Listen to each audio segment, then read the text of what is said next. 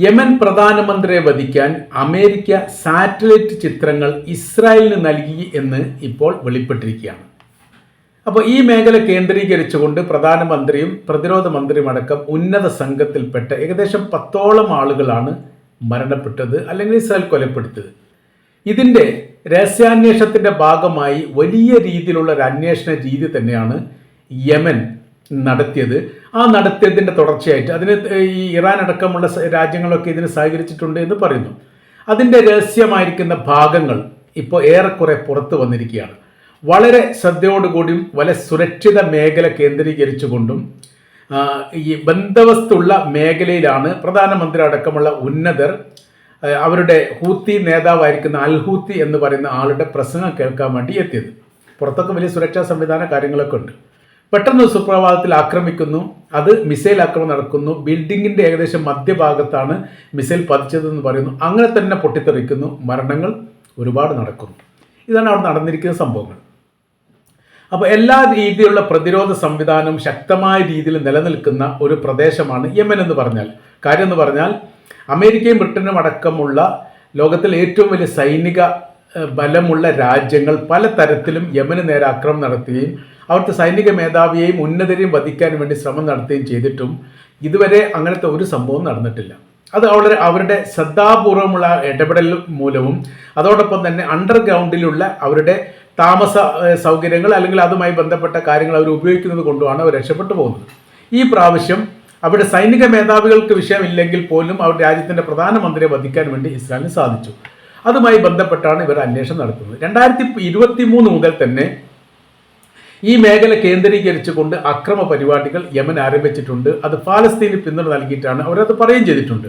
എന്നാണോ ഫലസ്തീൻ സ്വതന്ത്രമാകുന്ന ആ സ്വതന്ത്രമാകുന്നവരെ അവസാനത്തെ വ്യക്തികളും ഇവിടുന്ന് മരണപ്പെടുന്നവരെ ഞങ്ങൾ പോരാട്ടം നടത്തും, ഞങ്ങളിൽപ്പെട്ട ഒരാൾ മരണപ്പെട്ടു, 2 ആൾ മരണപ്പെട്ടു, അല്ലെങ്കിൽ 10 ആൾ മരണപ്പെട്ടു എന്നുള്ളത് ഈ യുദ്ധമേഖലയിൽ നിന്ന് ഞങ്ങൾ പിന്തിരിപ്പിക്കാനുള്ള ഒരു കാരണവുമല്ല, ഞങ്ങൾ ആ പ്രവൃത്തി തുടരുക തന്നെ ചെയ്യും എന്നുള്ളതാണ് യമൻ്റെ മുദ്രാവാക്യം. ഇസ്രായേലിനെതിരെ അവസാന പോരാട്ടം അതാണ് ഞങ്ങൾ ഈ വിഷയവുമായിട്ട് ബന്ധപ്പെട്ട് നടത്തുക എന്നുള്ളത് അവിടുത്തെ ക്യാബിനറ്റ് മന്ത്രിമാർ തന്നെ പല ഘട്ടത്തിലും പറയുകയും ചെയ്തതാണ്.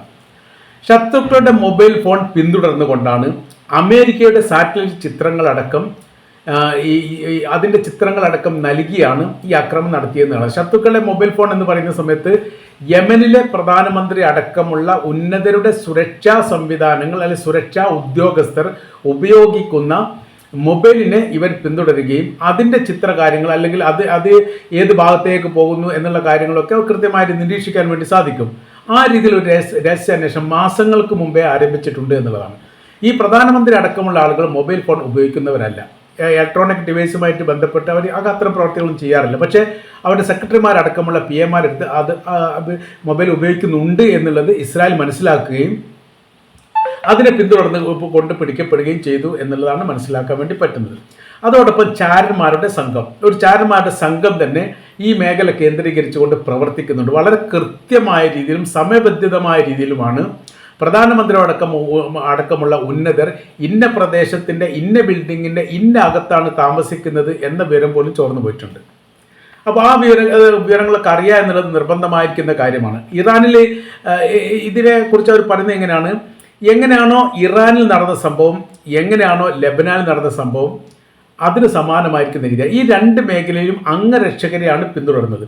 അവരുടെ മൊബൈൽ ഫോണിൻ്റെ ലൊക്കേഷൻ പരിശോധിക്കുകയും അതിനെ നിരീക്ഷിക്കുകയും ചെയ്യുകയും സാറ്റലൈറ്റ് ചിത്രങ്ങൾ പരിശോധിക്കുകയും ചെയ്തതിൻ്റെ അടിസ്ഥാനത്തിലാണ് ഇറാനിലും ലെബനാനിലും ഇതേ സമാനമായിരിക്കുന്ന ആക്രമണം അവർ ഇസ്രായേൽ നടത്തിയത്.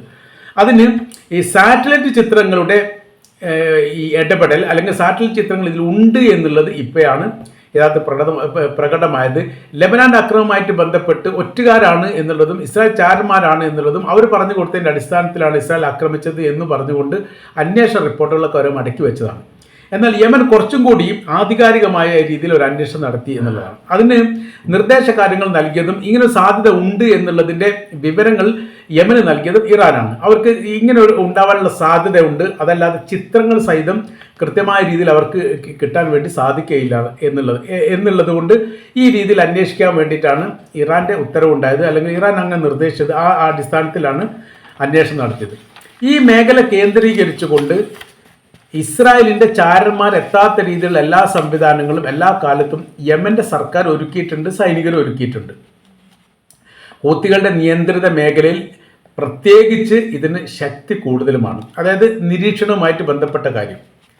അങ്ങനെ വരുന്ന സമയത്ത് എങ്ങനെയാണ് ഇസ്രായേലിൻ്റെ ചാരന്മാർ ഇവിടെ എത്തിയത് എന്നുള്ളതും ആരാണ് ഇസ്രായേലിൻ്റെ ചാരന്മാർ എന്ന തരത്തിലുള്ള അന്വേഷണം യമൻ ആരംഭിച്ചതോടനുബന്ധിച്ചാണ് യഥാർത്ഥത്തിൽ അത്തരം ആളായിട്ട് പ്രവർത്തിച്ചത് UN ജീവനക്കാരാണ് എന്ന് കണ്ടെത്തി. UNിലെ ഈ യമനിൽ പ്രവർത്തിക്കുന്ന UN സംഘത്തിലെ 11ഓളം ജീവനക്കാരെ അറസ്റ്റ് ചെയ്യുകയും അവർ ചോദ്യം ചെയ്യുന്നതിൽ നിന്നും വളരെ വലിയ രീതിയിലുള്ള രഹസ്യ കാര്യങ്ങൾ യമന് മനസ്സിലാക്കാൻ വേണ്ടി സാധിച്ചു. അതിൽ പ്രധാനമായിരിക്കുന്ന കാര്യങ്ങളിൽ ഒന്ന് പറയുന്നത് ഇസ്രായേലിൻ്റെ ഗവൺമെൻറ്റിനെ തന്നെ നേരിട്ട് ബന്ധമുള്ളവർ ഈ കൂട്ടത്തിലുണ്ട് എന്നുള്ളതാണ്. അത് മറ്റൊരാൾ വഴിയെങ്കിലും ബന്ധപ്പെടാൻ സാധിക്കുന്ന തരത്തിൽ ഇവർക്ക് അങ്ങോട്ടും ഇങ്ങോട്ടൊക്കെ വലിയ ബന്ധങ്ങളുണ്ട്. ആ ബന്ധങ്ങളൊക്കെ ഉപയോഗപ്പെടുത്തിയിട്ടാണ് ഇത്തരം പ്രവർത്തികൾ ചെയ്തത്. അപ്പോൾ ഇവർ ചെയ്യുന്ന പ്രവൃത്തി എന്ന് വെച്ചാൽ ഗ്രൗണ്ടിലുള്ള എല്ലാ പ്രവർത്തനങ്ങളും ഇവർ ചെയ്യുന്നു. ഒരു റോഡിലൂടെ വാഹനം പോവുകയാണെങ്കിൽ ഇന്ന സ്ഥലത്ത് നിന്ന് ഒരു വാഹനം അല്ലെങ്കിൽ ഇന്ന ഏരിയയിലൂടെ ഈ വാഹനം പോകുന്നുണ്ട് എന്നുള്ള വിവരം കൊടുക്കാൻ വേണ്ടി സാധിക്കും. അപ്പോൾ അതൊരു കൃത്യമായി. അപ്പോൾ ഈ ഏരിയയുടെ ഈ ചിത്രങ്ങൾ എടുത്തുകൊണ്ട് അത് അവർ ഇസ്രായേലിന് കൊടുക്കുന്നു, ഇസ്രായേൽ അത് അമേരിക്കക്ക് നൽകുന്നു. അങ്ങനെ ഏരിയ പ്രദേശത്തെ കേന്ദ്രീകരിച്ചുകൊണ്ട് സാറ്റലൈറ്റ് ചിത്രങ്ങൾ അവർ സംഘടിപ്പിക്കുന്നു. ഇതാണ് അതിൻ്റെ റൂട്ട് മാപ്പായിട്ട് പറയുന്നത്.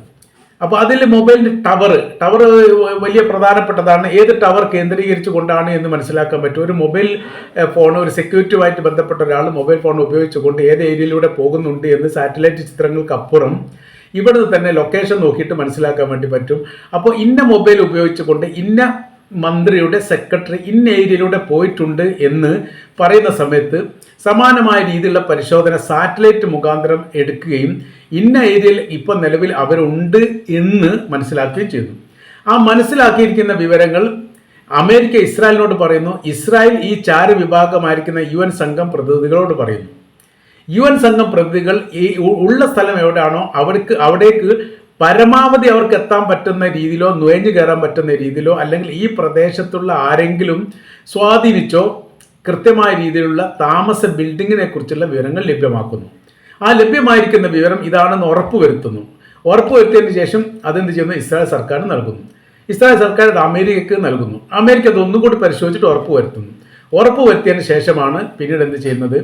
ഇസ്രായേലിൻ്റെ ആക്രമണം ഉണ്ടാകുന്നത്. അങ്ങനെയാണ് ഈ സംഭവത്തിൽ ഇത്ര ആളുകൾ അപ്രതീക്ഷിതമായ രീതിയിൽ വളരെ പെട്ടെന്ന് തന്നെ കൊല്ലപ്പെടാൻ കാരണം എന്ന് UNന്റെ ഈ യമൻ്റെ അന്വേഷണ സംഘം കണ്ടെത്തിയിരിക്കുകയാണ്. അപ്പോൾ UN സഭയുടെ അംഗങ്ങൾ അവർക്ക് സേവനം ചെയ്യാൻ വേണ്ടി വന്ന അംഗങ്ങളാണ്. അവർ ഇത്തരം പ്രവർത്തികളൊന്നും ചെയ്യാത്തവരാണ്, അതുകൊണ്ട് അവരെ സ്വതന്ത്രമായിട്ട് വിടണം എന്നൊക്കെ UN secretary general Antonio Guterres പറഞ്ഞിട്ടുണ്ട്. എന്നാൽ ഇത്തരം പ്രവർത്തനങ്ങൾ പല ഘട്ടങ്ങളിലും ഗസക്കകത്ത് നടത്തിയിട്ട് നിങ്ങൾ മൗനം പാലിച്ചവരാണ്. ഗസയിൽ നിന്ന് UN സഭയുടെ പ്രതിനിധികളെ വെടിവെച്ച് കൊന്നിട്ട് പോലും മൗനം പാലിച്ച US സ്റ്റേറ്റ് സെക്രട്ടറി ഇപ്പോൾ യമനിൽ വെച്ച് തങ്ങൾ ചോദ്യം ചെയ്യാൻ വേണ്ടി പിടികൂടപ്പെട്ടവരുടെ കാര്യത്തിൽ വല്ലാത്ത ആശങ്ക കാണിക്കുന്നത് ശരിയല്ല എന്നാണ് യമൻ്റെ അഭിപ്രായം. യമൻ ഈ വിഷയമായിട്ട് ബന്ധപ്പെട്ട് പറഞ്ഞത്. പിന്നെ അതിൻ്റെ മറ്റൊരു ഭാഗം പറയുന്നത് യമൻ ഇസ്രായേലിൻ്റെയും അമേരിക്കയുടെയും യൂറോപ്യൻ രാജ്യങ്ങളുടെ കപ്പലിനെ നിരന്തരമായിട്ട് ആക്രമിക്കുന്നുണ്ട്. വളരെ കൃത്യമായ രീതിയിലുള്ള ആക്രമണമാണ് അവർ നടത്താറുള്ളത്. ഇപ്പോൾ ഏറ്റവും ഒടുവിലായിട്ട് സൗദി അറേബ്യയുടെ തീരത്തൂടെ ഇസ്രായേലിലേക്ക് പോകുന്നു എന്ന് പറയുന്നത്, അതായത് സൗദി അറേബ്യയുടെ അന്താരാഷ്ട്ര പാത, സൗദി അറേബ്യയുമായിട്ട് ബന്ധപ്പെട്ട അന്താരാഷ്ട്ര പാതയിലൂടെ പോകുന്ന ഒരു കപ്പലിന് നേരെ യമൻ 2000 കിലോമീറ്റർ ദൂരത്തുനിന്ന് ആക്രമണം നടത്തിയതിന് ശേഷം ആ കപ്പലിന് തീപിടിക്കുന്നു. ആ കപ്പലിൽ വലിയ രീതിയിലുള്ള പരിക്ക് പറ്റിയിട്ട് ഇപ്പോൾ ആ മേഖലയിൽ തന്നെ നിൽക്കുകയാണ്, അങ്ങോട്ടും ഇങ്ങോട്ടും ഇല്ലാത്ത രീതിയിൽ നിൽക്കുകയാണ്. അപ്പോൾ ഈ വിഷയം എങ്ങനെ കിട്ടി എന്നതിന് മനസ്സിലാക്കുന്ന കാര്യം, റഷ്യയുടെ ഉപഗ്രഹം യമന് നൽകിയിരിക്കുന്ന ചിത്രങ്ങളാണ് കൃത്യമായ രീതിയിൽ ദിശ കാണാൻ വേണ്ടിയിട്ട് യമനെ സഹായിക്കുന്നത്. അപ്പോൾ സാറ്റലൈറ്റ് ചിത്രങ്ങൾ വെച്ചുകൊണ്ടുള്ള അല്ലെങ്കിൽ സാറ്റലൈറ്റ് യുദ്ധമാണ് ഇപ്പം നടക്കുന്നത് എന്ന് ചുരുക്കം. റഷ്യ യമനെ സഹായിക്കുന്നു, അമേരിക്ക ഇസ്രായേലിനെ സഹായിക്കുന്നു എന്നുള്ള രീതിയാണ് മനസ്സിലാക്കാൻ വേണ്ടി പറ്റുന്നത്. ഏതായിരുന്നാലും യമൻ ഇത് കണ്ടുപിടിച്ചു എന്നത് വലിയ രീതിയിലുള്ള ആശങ്കയും വലിയ പ്രയാസവും അമേരിക്കക്കും ഇസ്രായേലിനും ഇപ്പോൾ ഉണ്ടായിരിക്കുന്നു എന്നുകൂടി നമുക്ക് ഇതിൻ്റെ ഇടയിൽ വായിച്ചെടുക്കാൻ വേണ്ടിയിട്ട് സാധിക്കുന്നതാണ്.